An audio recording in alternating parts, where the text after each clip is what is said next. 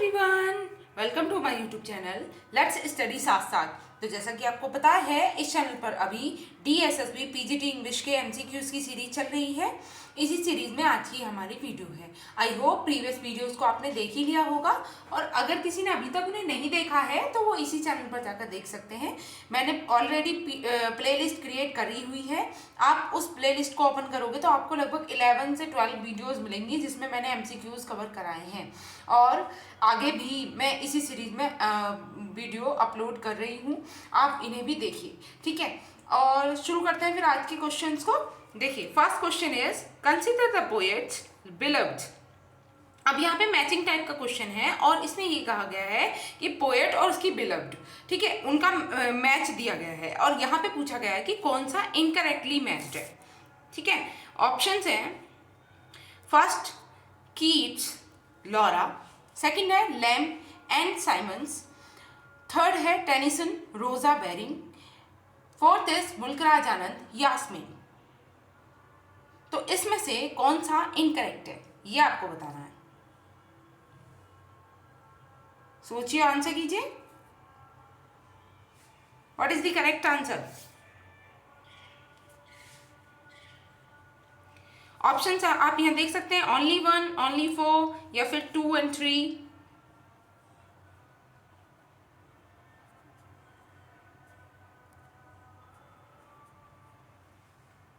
देखिए, इसका जो करेक्ट आंसर है, मतलब बेसिकली जो इनकरेक्टली मैच्ड है वो है कीट्स, ठीक है। कीट्स की बिलव्ड का नेम लॉरा नहीं था। बाकी ऑल आर करेक्ट, जैसे लैम्ब है एन साइमंस, टेनिसन रोजा बेरिंग, मुल्कराज आनंद यास्मीन, ठीक है। तो इसका जो राइट आंसर होगा वो होगा 1 ओनली, ठीक है। Option number A is the correct answer. Now moving to the next question. For the frank treatment of sex, Jude the Obscure was often referred to as। Basically Jude the Obscure जो work है, इसको किस और नाम से जाना जाता है ये यहाँ पे पूछा जा रहा है, ठीक है। For the frank treatment of sex, options हैं Jude the obscenes, Jude the nude, Jude the sexy, Jude the lesbian. What is the correct answer? सोचिए और आंसर कीजिए, क्या होगा इसका राइट आंसर?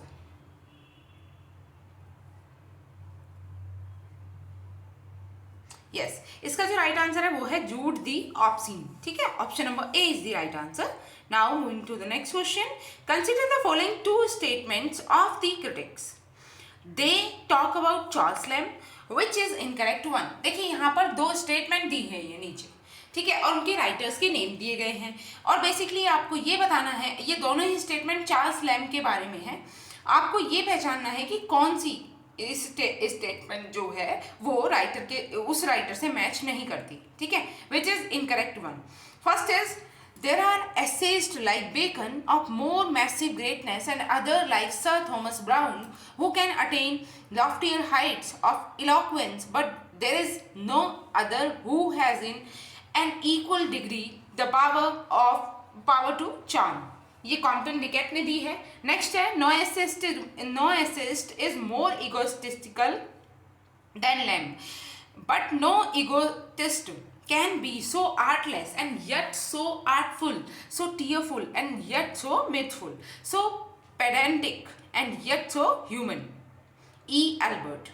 तो इसमें से कौन सी स्टेटमेंट आपको रॉन्ग लग रही है? ऑप्शंस है only 1, only 2, both of them are incorrect, या फिर both of them are correct. What is the correct answer? सोचिए और आंसर कीजिए।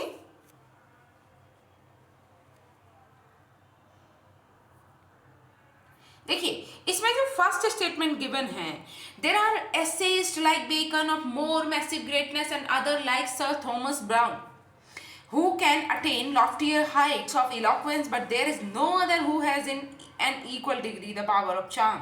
तो ये कॉम्पटन डिकेट की नहीं है, ठीक है। तो ये फर्स्ट ऑप्शन ही जो है हमारा वो इनकरेक्ट है, तो इसका राइट आंसर हो जाएगा ओनली 1, ठीक है। Option number A is the correct answer. Now moving to the next question. Next is consider the following excerpt. These excerpts are from one of the popular novel of Charles Dickens. Name the novel. देखिए अब नीचे जो lines दी गई हैं वो Charles Dickens के एक famous novel से दी गई हैं, ठीक है। अब इन लाइंस को देखकर हमें उस नॉवल का नेम पहचानना है। लाइंस हैं, love her, love her, love her. If she favours you, love her. If she wants you, love her. If she tears your heart into pieces, and as it gets older and stronger, it will tear deeper. Love her, love her, love her. Next line है, you are in every line I have ever read. Next is, I must be taken as I have been made. The success is not mine, the failure is not mine, but the two together make me. Next is, I stole her heart away and put ice in its place. Next is, heaven knows we need never be ashamed of our tears, for they are rain upon the blinding dust of earth, overlying our heart hurts. Options are great expectations, hard times, a tale of two cities या फिर David Copperfield. तो किस novel की आपको ये lines लग रही हैं? सोचिए और बताइए क्या होगा इसका राइट आंसर।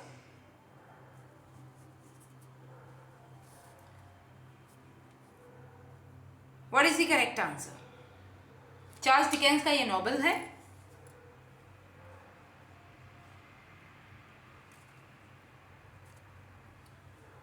देखिए इसका जो करेक्ट आंसर है वो है ग्रेट एक्सपेक्टेशंस, ठीक है। ग्रेट एक्सपेक्टेशन से ये लाइन है। नेक्स्ट चलते हैं, these lines are from the pen of T S Eliot. अभी नीचे जो गिवन लाइन होंगी वो टी एस इलियट के द्वारा दी गई हैं। From which poem have the following excerpt been From which poem have the following excerpt been taken? अब ये बताना है कि टी एस इलियट की किस पोएम से ये लाइन्स हैं। लाइन्स देख लेते हैं। The river is within us, the sea is all about us. The river is within us and the sea is all about us. Next line है, the future futureless. Next is, people change and smile but the agony abides. Time the destroyer is time the preserver. Next है, the bitter apple and the bite in the apple.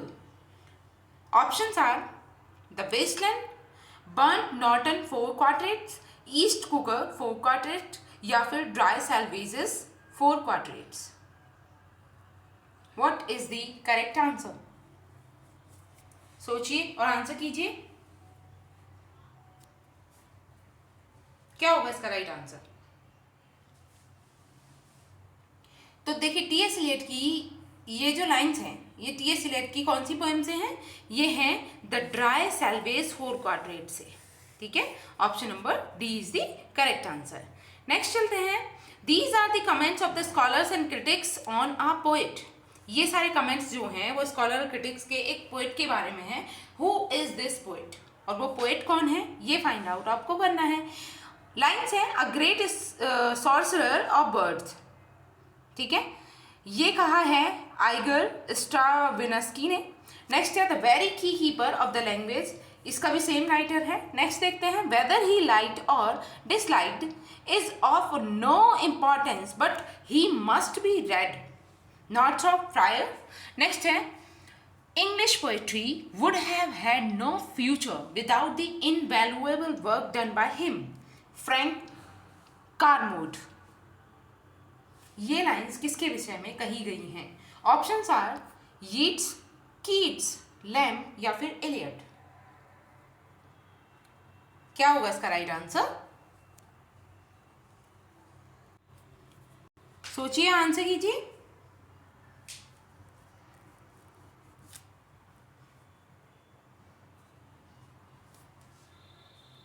देखिए ये सारे जो lines दी हैं critics ने और scholars ने, ये सब टी एस इलियट के विषय में दी हैं, ठीक है। Option number D is the right answer. Now moving to the next question, consider the following statement whose statements are these. यहाँ पर स्टेटमेंट्स को देखना है और ये देखना है कि ये किसकी स्टेटमेंट्स हैं। फर्स्ट है, what does often depress me in the sight of so much pain in the world, constant pain. Next है, poetry is emotion put into measure. The emotion must come by nature, but the measures can be acquired by art. Options are Dickens, Lamb, Hardy या फिर Hemingway. Who is the writer of these lines? सोचिए, answer कीजिए, क्या होगा इसका right answer?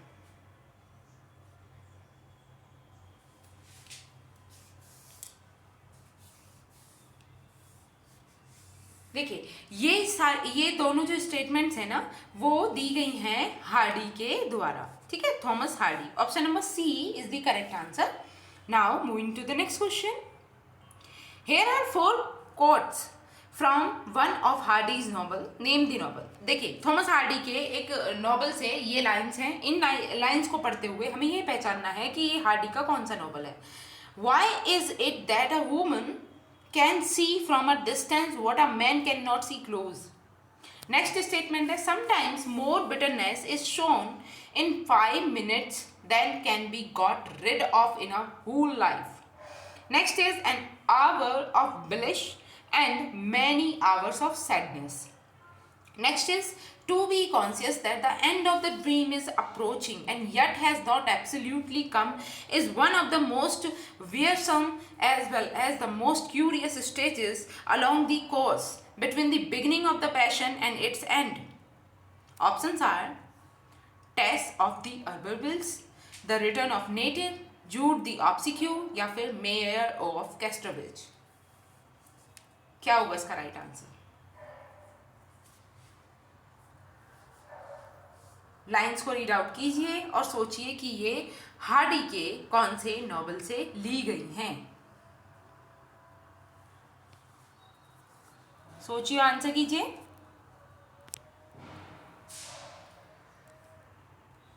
देखिए, ये सारी जो लाइन्स हैं वो हार्डी के नॉवल रिटर्न ऑफ नेटिव से ली गई हैं, ठीक है। Option number B is the correct answer.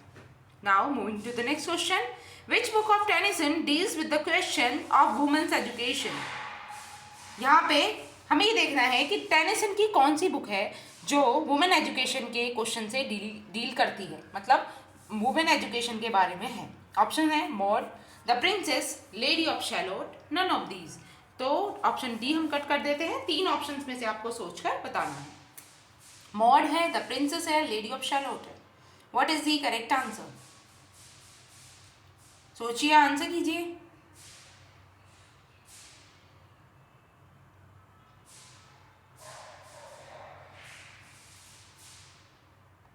क्या होगा इसका राइट आंसर? यस, इसका जो राइट आंसर है वो है द प्रिंसेस, ठीक है। टेनिसन का यही बहुत फेमस वर्क है जिसमें वुमेन एजुकेशन के विषय में बात कही गई है। नेक्स्ट है here are the excerpt from one of the popular novels of Hemingway, name the novel. अब देखिए, हेमिंगवे के नॉवल से ये लाइंस दी गई हैं और हेमिंगवे के इस नॉवल को पहचानना है। लाइंस है going to another country doesn't make any difference, I have tried all that, you can't get away from yourself by moving from one place to another, there is nothing to that. Next है you can't get away from yourself by moving from one place to another. Options are sun also rises, a farewell to arms, for whom the bell tolls, the old man and the sea। तो ये lines Hemingway के किस novel से हैं?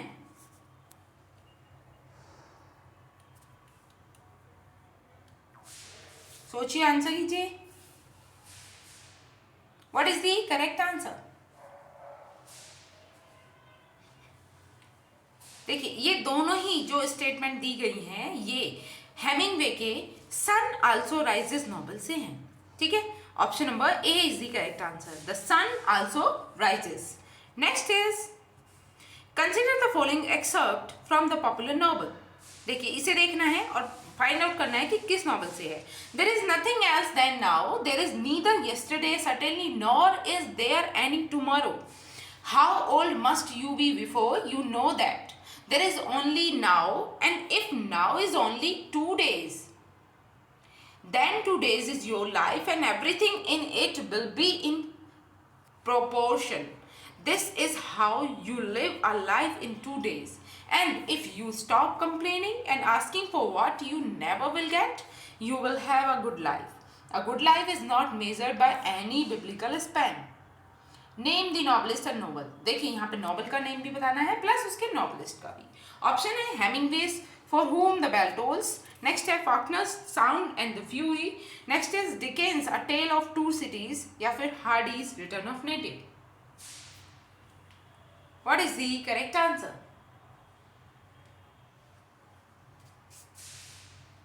सोचिए, answer कीजिए।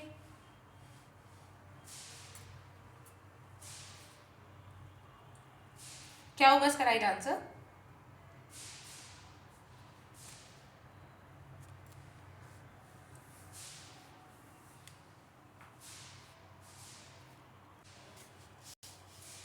देखिए इसका जो करेक्ट आंसर है वो है Hemingway's for whom the bell tolls। ठीक है, option number A is the right answer. Next चलते हैं, consider the following statements, who is the author.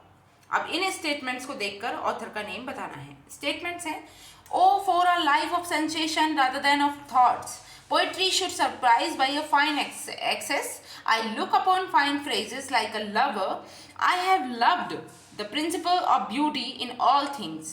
Options are Shelley, Keats, Wordsworth, Tennyson. क्या होगा इसका करेक्ट आंसर? ये लाइंस किसके द्वारा कही गई हैं? O for a life of sensation rather than of thoughts, poetry should surprise by a fine excess, I look upon fine phrase like a lover, and I have loved the principle of beauty in all things. तो beauty के बारे में ज्यादातर बातें कौन करते हैं? Yes, ये सारी स्टेटमेंट्स जो हैं वो कीट्स की हैं। ठीक है, option number B is the correct answer, Keats. Next चलते हैं, here are the 3 comments which one is not by Compton Rickett. ये सारे कमेंट्स दिए गए हैं और इसमें से पूछा गया है कि कौन सा कमेंट कॉम्पटन निकेट ने नहीं दिया है।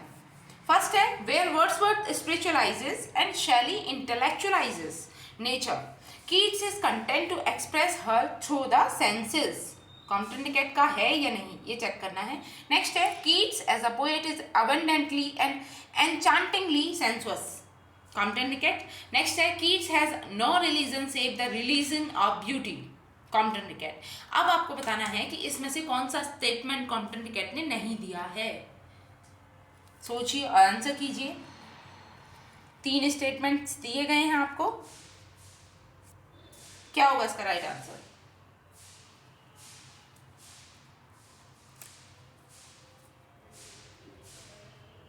देखिए इसका जो करेक्ट आंसर है वो है option B, Keats as a poet in abundantly and enchantingly sensuous. ये कॉम्पटन निकेट का स्टेटमेंट नहीं है। ठीक है, तो हमारा राइट आंसर कौन सा होने वाला है?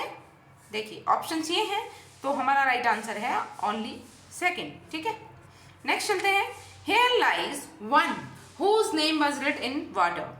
ये तो बहुत ही फेमस लाइन है और अक्सर देखी जाती है, कई बार रिपीट हो चुका है ये question. Here lies one whose name was written in water.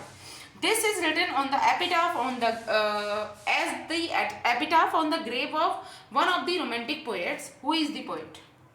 Options are Keats, Shelley, Wordsworth, Coleridge. What is the correct answer?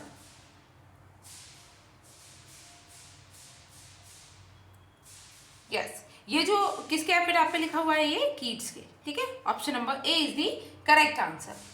Next is, in which magazine did the critics attack Keats work Endymion. वो कौन सी magazine थी जिसमें critics ने Keats का जो work है Endymion उसको बहुत ज़्यादा क्रिटिसाइज किया? Option A Blackwood's and quarterly review, next है the world literature, literature today, या फिर London review. What is the correct answer?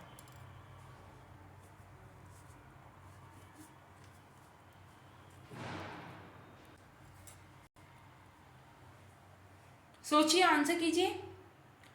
Endymion को कौन सी मैगजीन्स में क्रिटिसाइज किया गया था? तो उन मैगजीन्स का नेम है, फर्स्ट इज ब्लैकबोर्ड मैगजीन और second is quarterly review. Option number A is the correct answer.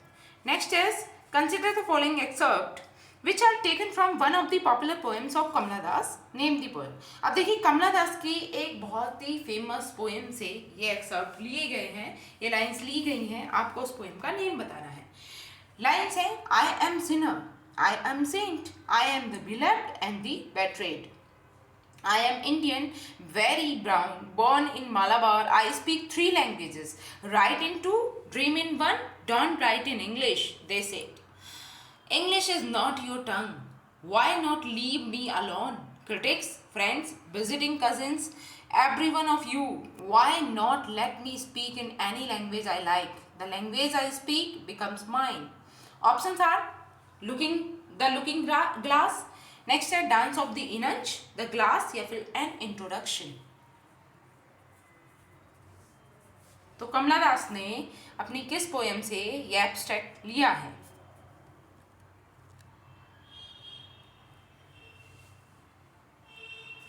Yes, ये देखिए आपको लाइंस पढ़ने में भी ऑटोबायोग्राफिकल सी लग रही हैं, और कमला दास की जो ऑटोबायोग्राफी है उसका नाम क्या है? An introduction. ठीक है, option number D is the correct answer. Now moving to the next question. Find the correctly matched excerpt with their poems. अब देखिए यहाँ पर एक्सर्प्ट दिए गए हैं प्लस उनकी पोएम्स के नेम दिए गए हैं, तो ये एक्सर्प्ट उसी पोएम से है या नहीं ये आपको देखना है। फर्स्ट है, most men addy about here and there, eat and drink, chatter and love and hate, gather and squander, are raised aloft, are hurled in the dust, striving blindly, achieving nothing, and then they die, perish. Poem का name rugby chapel. क्या ये इसी से है या नहीं ये देखना है। नेक्स्ट है, a god their severances ruled and bade betwixt their shores to be the unplumbed salt estranging sea to Marguerite. Next है, thou hadst one aim, one business, one desire, the scholar gipsy. तो आपको देखना है कि कौन सी lines किस poem से मैच नहीं करती हैं, यही पूछा गया है क्वेश्चन में। ठीक है, find the correctly matched excerpt with their poem. Sorry my bad, इसमें ये कहा गया है कि जो मतलब करेक्टली मैच्ड है वो बताना है कि मतलब उसी पोएम से ये एक्सर्प्ट है या नहीं है जो पोएम इनके साथ दी गई है। क्या होगा इसका राइट आंसर? ऑप्शन देख लीजिए, only 1 is correct, only 2 is correct, only 3 is correct, या फिर all are correctly matched. What is the correct answer? तो इसका जो करेक्ट आंसर है वो है ऑल आर करेक्टली मैच्ड। ये सारे ही जो हैं वो सही मैच किए गए हैं। ये लाइंस स्कॉलर जिप्सी से ही है, ये वाली लाइंस जो हैं टू मार्गरेटा से ही हैं, और ऊपर वाली लाइन भी सेम पोएम से है। नेक्स्ट देखते हैं, go through the excerpt which are from one of the popular novel of Mulk Raj Anand, name the novel. देखिए इसको देखकर हमें मुल्क राज आनंद के नॉवल का नेम फाइंड आउट करना है कि कौन से नॉवल से है।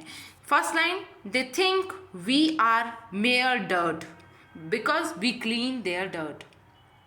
नेक्स्ट है, posh keep away, posh sweeper coming, posh sweeper coming, posh sweeper coming.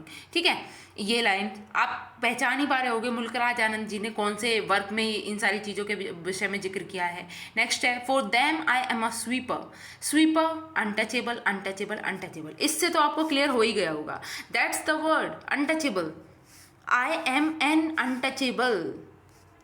Options are the coolie, the untouchable, the road, या फिर द मॉर्निंग फेस। क्या हो जाएगा right answer? Yes, the right answer is untouchable. ठीक है, options B. Next देख लेते हैं, consider the following statement whose statements are these.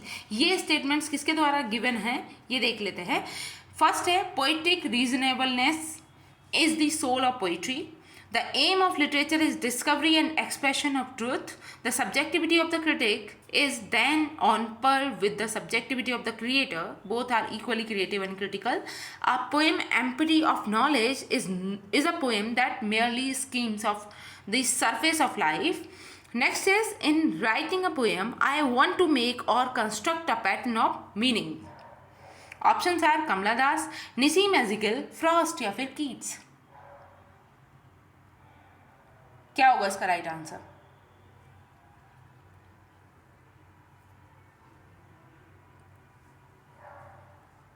सोचिए, आंसर कीजिए।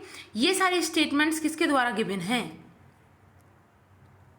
यस, इसका जो करेक्ट आंसर है वो है निसीम एज़ेकिएल। ठीक है, option number B is the right answer. ठीक है, Moving to the next question. Wait a minute.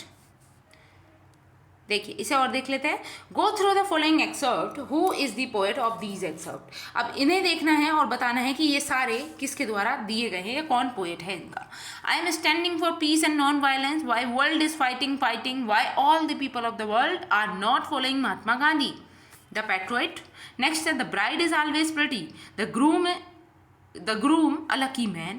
The darkened room roars out the joy of flesh and the blood. The use of nakedness is good. Marriage.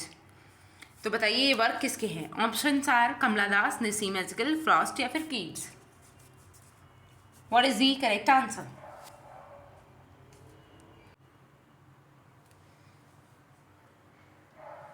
क्या होगा इसका right answer.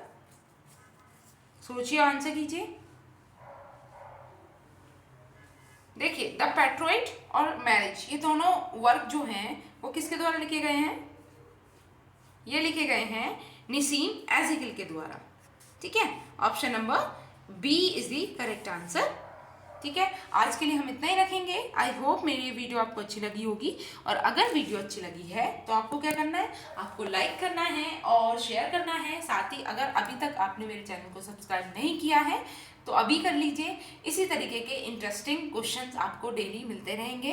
तब तक के लिए thanks for watching. Keep learning and keep supporting me. Thank you.